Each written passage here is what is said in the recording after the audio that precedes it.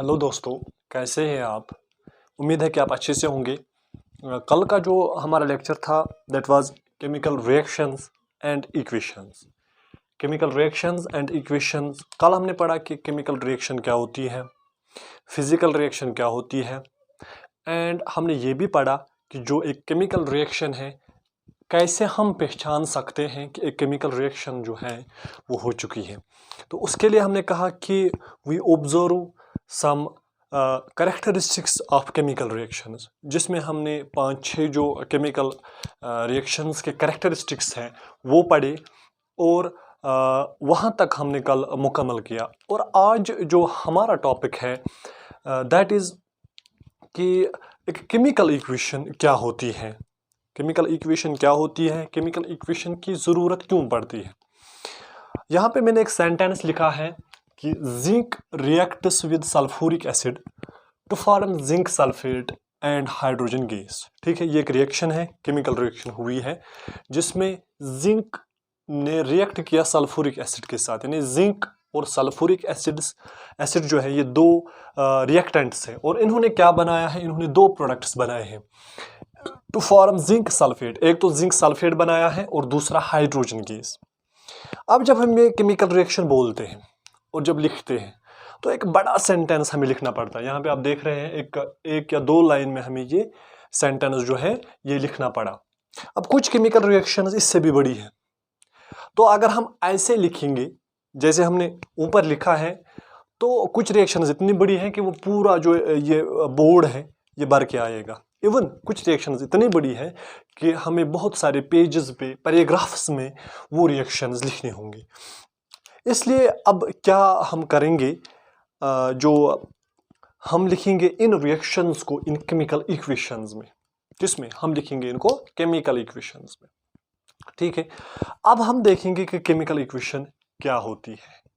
अब जो ये जो केमिकल रिएक्शन है, इतनी बड़ी केमिकल रिएक्शन जो हमने लिखी, इसका हम शॉर्ट हैंड में भी लिख सकते हैं, यानी एक शॉर्ट हैंड तरीका है जिससे हम इस केमिकल इक्वेशन को लिख सकते हैं।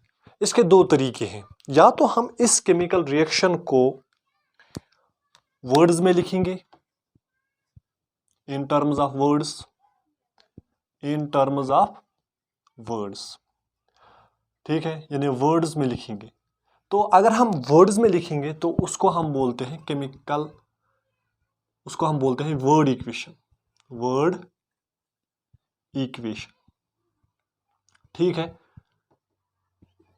जैसे कि ऊपर हमने लिखा zinc reacts with sulphuric acid to form zinc sulphate. अगर इस रिएक्शन को हमें in terms of word equation लिखना होगा, in terms of word equation लिखना होगा, तो हम कैसे लिखेंगे इसको, इस रिएक्शन को हम कैसे लिखेंगे। ठीक है, ये हम यहाँ पर देखेंगे। तो हमारे पास जो रिएक्टेंट्स हैं, इन रिएक्टेंट्स को हम लेफ्ट हैंड साइड में लिखेंगे। ठीक है, हमारे पास रिएक्टेंट्स हैं, एक तो है जिंक। ठीक है, रिएक्टेंट्स के दरमियान हमें एक साइन लिखनी होती है, उस साइन को हम प्लस साइन कहते हैं। यानी हमारे पास अगर दो रिएक्टेंट्स होंगे तो बीच में एक प्लस की जो साइन है वो डालेंगे, अगर तीन होंगे तो बीच में प्लस साइन डालेंगे, और रिएक्टेंट्स को हम लेफ्ट हैंड साइड में लिखते हैं। यहाँ पे हमारा एक रिएक्टेंट था जिंक और दूसरा जो रिएक्टेंट है उसको हम सल्फ्यूरिक एसिड कहते हैं, सल्फ्यूरिक एसिड।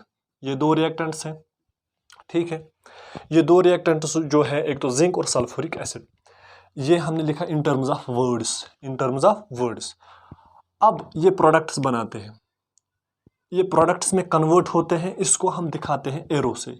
एक एरो बिटवीन रिएक्टेंट्स और प्रोडक्ट्स हम डालते हैं, यानी इस एरो से हमें ये पता चलता है कि डायरेक्शन ऑफ द रिएक्शन किस जानिब है, यानी ये जो रिएक्टेंट्स हैं ये जब रिएक्ट करते हैं तो ये कौन सा प्रोडक्ट बनाते हैं। ठीक है, तो हमने बोला कि यहाँ पे जो ये रिएक्शन है, ये रिएक्टेंट जब आपस में रिएक्ट करते हैं तो ये क्या बनाते हैं, जिंक सल्फेट और हाइड्रोजन गैस।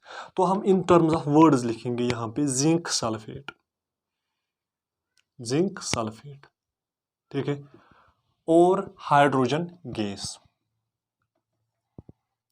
जिंक सल्फेट और हाइड्रोजन गैस। ठीक है, यहाँ पे जो ये इक्वेशन है ये जो हमारी पहली वाली इक्वेशन थी ऊपर, इतनी बड़ी इक्वेशन थी, इसको हमने कन्वर्ट किया इन टर्म्स ऑफ वर्ड्स।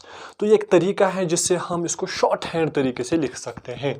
हमने क्या लिखा, हमने जिंक लिखा, जिंक ने रिएक्ट किया सल्फ्यूरिक एसिड के साथ, इन्होंने क्या बनाया, जिंक सल्फेट और हाइड्रोजन गैस। यहाँ पे आप देख सकते हैं this is the left hand side, ये क्या है, sorry this is the right hand side, this is the right hand side, और ये जो है ये है लेफ्ट हैंड साइड। तो यहां पर आपने देखा जो रिएक्टेंट्स है इनको हमने लेफ्ट हैंड साइड में लिखा, यहां पे आप देख सकते हैं दीज आर रिएक्टेंट्स जो हमने लेफ्ट हैंड साइड में उतारा, और जो प्रोडक्ट्स होते हैं इनको हमें राइट हैंड साइड में लेना पड़ता है। ठीक है, अब इससे भी एक छोटा तरीका है, ये तो हो गया एक छोटा सा तरीका कि हम जो ये केमिकल रिएक्शन है इसको हम वर्ड इक्वेशन में लिखेंगे। इससे भी एक छोटा और आसान तरीका है कि हम इससे भी और छोटा इसको कर सकते हैं कि हम ये जो वर्ड इक्वेशन है या जो एक केमिकल रिएक्शन है इसको हम in terms of formula and symbols लिखेंगे, in terms of formulae and symbols. ठीक है, यानी हम सिर्फ सिंबल्स लेंगे या फार्मूला लेंगे, उससे जो है हमारे रिएक्टेंट्स और प्रोडक्ट्स को लिखेंगे। ऐसी रिएक्शन को, ऐसी इक्वेशन को हम केमिकल इक्वेशन बोलते हैं। This is chemical equation. ठीक है, यानी केमिकल इक्वेशन में हम क्या करते हैं, जो हमारे रिएक्टेंट्स या प्रोडक्ट्स होंगे उनके सिंबल्स और उनकी फार्मूलाएं लेते हैं, तो इन terms of formula and symbols उनको लिखते हैं। ऐसी रिएक्शन को, ऐसी इक्वेशन को हम केमिकल इक्वेशन बोलते हैं। इसको हमने वर्ड इक्वेशन बोला और इसको हम केमिकल इक्वेशन बोलते हैं। फॉर एग्जाम्पल हमारे पास जिंक है, अब मैं आपको बोलूँगा कि जिंक जो है इसकी सिंबल क्या है, आप बोलेंगे Zn, इसको हम डिनोट करते हैं Zn से। ठीक है, अब सल्फ्यूरिक एसिड इसको हम डिनोट करते हैं H2SO4 से, इसकी फार्मूला है H2SO4। ठीक है, मैंने किस साइड में लिखा, इनको लेफ्ट हैंड साइड में लिखा, जैसे मैंने वर्ड इक्वेशन में इनको लेफ्ट हैंड साइड में लिया था इन रिएक्टेंट्स को, यहाँ पर भी मैंने लेफ्ट हैंड साइड में लिया, लेकिन यहाँ पे मैंने इससे भी जो शॉर्ट हैंड फार्मूला थी हमारे पास, दैट वाज कि मैं इनकी फार्मूला लिखूँ, मैं इनकी सिम्बल्स लिखूँ, यहाँ पे जिंक और H2SO4। अब यहाँ पे मैं एरो डालूंगा, अब बनाता क्या, यहाँ पे क्या बनता है, zinc sulphate, that is Zn, हो गया जिंक सल्फेट SO4, इसको हम कहेंगे जिंक सल्फेट। और क्या बनता है, यहाँ पर हाइड्रोजन गैस बनता है, तो मैंने लिखा H2। ठीक है, तो इस तरीके से मैं इसको और भी छोटा कर सकता हूँ कि मैं इस वर्ड इक्वेशन को चेंज करूँ इनटू केमिकल इक्वेशन। तो अगर मैं यहाँ पे आपको बोलूँगा कि केमिकल रिएक्शन लिखने के कितने तरीके, आप बोलेंगे दो तरीके।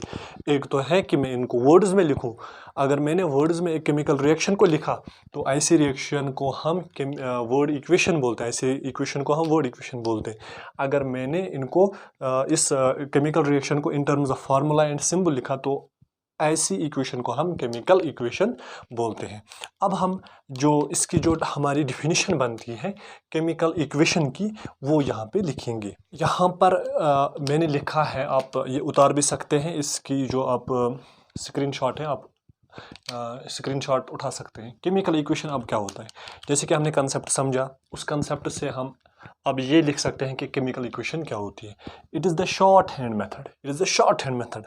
ठीक है ना, it is short hand method, यानी एक छोटा सा तरीका, एक तरीका है, शॉर्ट हैंड तरीका है एक केमिकल रिएक्शन लिखने का, जिसे हम रिप्रेजेंट करते हैं केमिकल रिएक्शन को इन terms of symbols and formulae, in terms of symbols and formulae, किन की, रिएक्टेंट्स की सिंबल्स लिखेंगे या फार्मूलाए लिखेंगे और प्रोडक्ट्स की।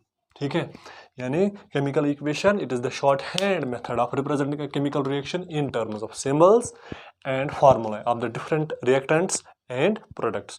तो ये हमारी डिफिनीशन बन गई केमिकल इक्वेशन की। अब मैं यहाँ पे आपको दिखाऊंगा कि जो एक केमिकल इक्वेशन है, केमिकल इक्वेशन लिखने का तरीका क्या है। पहले तो जो हमारे पास रिएक्टेंट्स होते हैं इनको हम लेफ्ट हैंड साइड में लेंगे, यानी हमारे रिएक्टेंट्स जो है केमिकल रिएक्शन में जब हमें केमिकल इक्वेशन लिखनी होती है तो उनको हम लेफ्ट हैंड साइड में लेते हैं, और हमारी प्रोडक्ट्स जो है वो हम राइट हैंड साइड में लिखते हैं। ठीक है, फॉर एग्जांपल हमारे पास रिएक्टेंट्स है ए, ठीक है, बी, ये हमारे पास रिएक्टेंट्स है। तो मैं आपसे पूछूंगा किस साइड से लिखेंगे, आप बोलेंगे इनको हम लेफ्ट हैंड साइड में लेंगे, ठीक है। अब मैंने बोला कि इनसे हमें क्या बनते हैं, प्रोडक्ट्स। तो फॉर एग्जांपल हमें यहाँ पे दो प्रोडक्ट्स जो है वो बने, एक तो डी और ई, ठीक है, डी और ई, ठीक है। तरीका क्या है, रिएक्टेंट्स को लेफ्ट हैंड साइड में लेंगे और जो हमारे पास प्रोडक्ट्स हैं उनको राइट हैंड साइड में लेंगे, ठीक है। रिएक्टेंट्स जितने भी होंगे उनके दरमियान प्लस साइन डालेंगे, ठीक है, और प्रोडक्ट्स जितने भी बनेंगे उनके दरमियान भी प्लस साइन डालेंगे, ठीक है। और रिएक्टेंट्स और प्रोडक्ट्स के दरमियान हम एक एरो डालेंगे। यहाँ पे हमने रिएक्टेंट्स और प्रोडक्ट्स के दरमियान एक एरो डाला। इस एरो से हमें ये पता चलता है कि ये जो है ये रिएक्टेंट्स हैं और ये रिएक्टेंट जो है ये इन प्रोडक्ट्स में चेंज हो गई, यानी हमें इससे डायरेक्शन ऑफ द रिएक्शन पता चलती है और ये भी पता चलता है कि रिएक्टेंट्स कौन है और प्रोडक्ट्स कौन है। क्या मैंने बोला, तीन चीज़ें आप याद रखेंगे। पहला चीज़ ये है कि रिएक्टेंट्स को लेफ्ट हैंड साइड में लेंगे और प्रोडक्ट्स को राइट हैंड साइड में। दूसरा, रिएक्टेंट्स और प्रोडक्ट्स के दरमियान, यानी यहाँ पे हमारे पास दो रिएक्टेंट्स हैं, इनके दरमियान प्लस साइन डालेंगे, यहाँ पर प्रोडक्ट्स हैं इनके दरमियान प्लस साइन डालेंगे। तीसरी बात आपको ये याद रखनी है कि रिएक्टेंट्स और प्रोडक्ट्स के दरमियान हमें एक एरो लिखना है। ये एरो हमें ये इंडिकेट करता है कि what is the direction of the reaction, ठीक है। तो अब हम पढ़ेंगे कि what are the types of chemical equations. एक केमिकल इक्वेशन के कितने टाइप्स होते हैं, ठीक है। एक केमिकल इक्वेशन जो है इसके दो टाइप्स होते हैं, इसके दो टाइप्स होते हैं। यहाँ पे मैंने लिखा है, आप इसका स्क्रीनशॉट भी उतार सकते हैं। एक जो है type of chemical equation is called balanced chemical equation. एक टाइप को हम क्या कहेंगे, एक टाइप को हम बैलेंस्ड केमिकल इक्वेशन कहते हैं और दूसरा टाइप जो है उसको हम अनबैलेंस्ड केमिकल इक्वेशन कहते हैं। अब हम यहाँ पर समझेंगे कि एक बैलेंस्ड केमिकल इक्वेशन क्या होती है और एक अनबैलेंस्ड केमिकल इक्वेशन क्या होती है। यहाँ पे मैंने एग्जांपल ली है इन बैलेंस्ड केमिकल इक्वेशन, जैसे कि हमने पुरानी एग्जांपल्स भी ली। उन्हीं पुरानी एग्जांपल्स में से एक एग्जांपल हमारी है जिंक। जिंक एक रिएक्टेंट है, इट रिएक्ट्स विद H2SO4 और यहाँ पे क्या बनता है, जिंक सल्फेट प्लस हाइड्रोजन।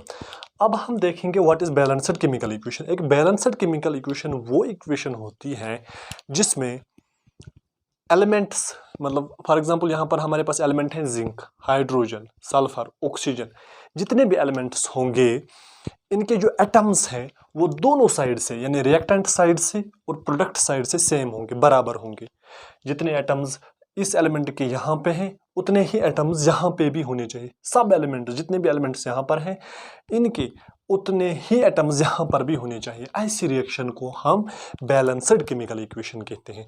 अब अनबैलेंस्ड केमिकल इक्वेशन क्या होती है, अनबैलेंस्ड केमिकल इक्वेशन एक ऐसी इक्वेशन होती है जिसमें number of atoms of the elements are not equal on both sides, यानी दोनों साइड से, लेफ्ट हैंड साइड और राइट हैंड साइड से एटम्स जो है वो बराबर नहीं होते हैं। यहाँ पर हम देखेंगे क्या ये रिएक्शन बैलेंस्ड, ये जो केमिकल इक्वेशन है क्या ये बैलेंस्ड केमिकल इक्वेशन है या नहीं। हम पहले देखेंगे हमारे पास जो एलिमेंट्स है कौन कौन से एलिमेंट्स है, ठीक है। देखिए यहाँ पर एक तो है जिंक, ठीक है, दूसरा है हाइड्रोजन, तीसरा है सल्फर, चौथा एलिमेंट जो है वो है ऑक्सीजन। अब हम देखेंगे number of atoms, number of atoms, ठीक है, ऑन लेफ्ट हैंड साइड, ठीक है। उसके बाद हम देखेंगे number of atoms on right hand side, on right hand side. पहले हमने क्या देखा, एलिमेंट्स कौन कौन से। अब दूसरी बात हम क्या नोट करेंगे, number of atoms on the left hand side in elements में, और फिर देखेंगे number of atoms on right hand side. अगर number of atoms of each element जो है इनके नंबर ऑफ एटम्स इक्वल होंगे लेफ्ट हैंड साइड में भी और राइट हैंड साइड में भी, तो हम ऐसी इक्वेशन को केमिकल बैलेंस्ड केमिकल इक्वेशन कहते हैं। अब हम देखेंगे जिंक। आपको मैं बोलूँगा पहले आप लेफ्ट हैंड साइड से देखिए जिंक कितने हैं। आप बोलेंगे यहाँ पे तो जिंक एक है, तो मैं यहाँ पे लिखूंगा number of atoms 1। Zinc element के कितने एटम्स हैं, एक। उसके बाद हाइड्रोजन, हाइड्रोजन के कितने हैं, आप बोलेंगे 2, ठीक है। उसके बाद सल्फर, सल्फर कितने हैं, सल्फर 1। ठीक है। उसके बाद ऑक्सीजन कितने हैं, आप बोलेंगे ऑक्सीजन 4 है, ठीक है। अब यहाँ पर हम देखेंगे एलिमेंट्स कितने हैं, 1 2 3 4, ठीक है। एटम्स कितने हैं, 1 2 हो गए 3 4 और 4 कितने हो गए 8। तो लेफ्ट हैंड साइड में नंबर ऑफ एटम्स कितने हैं, 8। अब मैं कैलकुलेट करूंगा number of atoms on right hand side, ठीक है। राइट हैंड साइड यानी प्रोडक्ट साइड जो है, जिंक कितने हैं, जिंक 1 ही है, ठीक है। यहाँ पर मैं लिखूंगा 1। सल्फर कितने हैं, सल्फर भी 1 है। ऑक्सीजन कितने हैं, ऑक्सीजन 4 है, ठीक है। हाइड्रोजन कितने हैं, हाइड्रोजन 2 है। यहाँ पर मैं कैलकुलेट करता हूँ 2 3 4 और 4 हो गए 8, यानी यहाँ पर दोनों साइड से जो है नंबर ऑफ एटम्स बराबर हैं। तो ऐसी रिएक्शन को क्या कहेंगे हम, ऐसी रिएक्शन को हम सीधे बैलेंस्ड केमिकल इक्वेशन कहेंगे, क्योंकि number of atoms of each element is equal on both sides, अब हम इसकी भी एक एग्जांपल लेंगे अनबैलेंस्ड केमिकल इक्वेशन की। अब यहाँ तक आपको समझ में आ गया बैलेंस्ड केमिकल इक्वेशन क्या होती है। यहाँ पर आप लिख सकते हैं, मैंने इसकी जो डिफिनीशन है बैलेंस्ड केमिकल इक्वेशन की उसकी डिफिनीशन लिखी है, it is the number of atoms, जब number of atoms of each element on the two sides of the equation are equal, जब इक्वल होंगे तो हम ऐसी इक्वेशन को बैलेंस्ड केमिकल इक्वेशन कहते हैं। जैसे कि मैंने पिछले स्लाइड में आपको ये दिखाया कि जो नंबर ऑफ एटम्स हैं बोथ साइड्स जब बराबर होंगी तो ऐसी इक्वेशन को हम बैलेंस्ड केमिकल इक्वेशन कहते हैं। अब जो दूसरी टाइप ऑफ केमिकल इक्वेशन है that is unbalanced chemical equation. पहले हम डिफिनीशन देखेंगे what is unbalanced chemical equation. Unbalanced chemical equation एक ऐसी इक्वेशन होती है जिसमें number of atoms of each element is not equal, जिसमें नंबर ऑफ एटम्स जो है हर किसी एलिमेंट के बराबर नहीं होते हैं दोनों साइड से, यानी लेफ्ट हैंड साइड और राइट हैंड साइड में। यहाँ पर हम एक एग्जांपल देखेंगे, हमने लिया KClO3 यानी कैल्शियम क्लोरेट, ठीक है, रिएक्टेंट है। इसने क्या दो प्रोडक्ट्स बनाए, पोटेशियम क्लोरेट, इसने दो प्रोडक्ट्स बनाए, पोटेशियम क्लोराइड और ऑक्सीजन, ठीक है। अब हम यहाँ पर देखेंगे नंबर ऑफ जो एलिमेंट्स हैं, इनके जो एटम्स हैं क्या दोनों साइड से बराबर हैं या नहीं। एलिमेंट्स कौन कौन से हैं, एक तो है K पोटेशियम, क्लोरीन और ऑक्सीजन, ठीक है। अब हम देखेंगे number of atoms on left hand side and number of atoms on right hand side. Potassium कितने हैं, 1 है। क्लोरीन 2 है, नहीं 1 है, ठीक है। ऑक्सीजन कितने हैं, ऑक्सीजन 3 है। टोटल कितने हैं, 3 4 5, टोटल नंबर ऑफ एटम्स 5 है, ठीक है। अब मैं राइट हैंड साइड से देखूंगा, पोटेशियम 1, क्लोरीन 1, ऑक्सीजन 2, ये हो गए टोटल 4। यहाँ पे कितने थे, 5, यहाँ पे कितने नंबर ऑफ एटम्स है, 4, ठीक है। So it is not equal to right hand side, left hand side में जितने एटम्स हैं वो बराबर नहीं है राइट हैंड साइड की। यहाँ पे हम देखेंगे पोटेशियम तो ठीक था, पोटेशियम बराबर है, क्लोरीन तो बराबर है, लेकिन ऑक्सीजन का एक एटम जो है वो कम है। तो ऐसी रिएक्शन को हम अनबैलेंस्ड केमिकल इक्वेशन कहते हैं। इसका आप एक स्क्रीनशॉट लीजिए, ठीक है, विद एग्जाम्पल। यहाँ पर एक और पॉइंट में ऐड करूंगा, जो अनबैलेंस्ड केमिकल इक्वेशन है इसको हम स्केलेटल केमिकल इक्वेशन भी कहते हैं। स्केलेटल केमिकल इक्वेशन, कभी कभार आपको एग्जाम में पूछा जाएगा what is skeletal chemical equation, तो आपको घबराने की ज़रूरत नहीं है, it is basically unbalanced chemical equation. अब जब हमने देखा कि एक अनबैलेंस्ड केमिकल इक्वेशन है, इसको हम बैलेंस करने की कोशिश करेंगे। बैलेंस उसको हम बोलते हैं balancing of a chemical equation. How we can balance a chemical equation, कैसे हम करेंगे, नंबर ऑफ एटम्स हम बराबर करेंगे दोनों साइड से, ठीक है। तो जब हम ये करेंगे तो उसको हम बोलते हैं balancing of a chemical equation. कल का जो हमारा टॉपिक रहेगा उसमें हम पढ़ेंगे कैसे हम एक इक्वेशन को, एक केमिकल इक्वेशन को बैलेंस करते हैं, ठीक है। तो तब तक के लिए थैंक यू, आप देखते रहिए, और कल जो हमारा टॉपिक होगा that will be on how to balance a chemical equation. Thank you.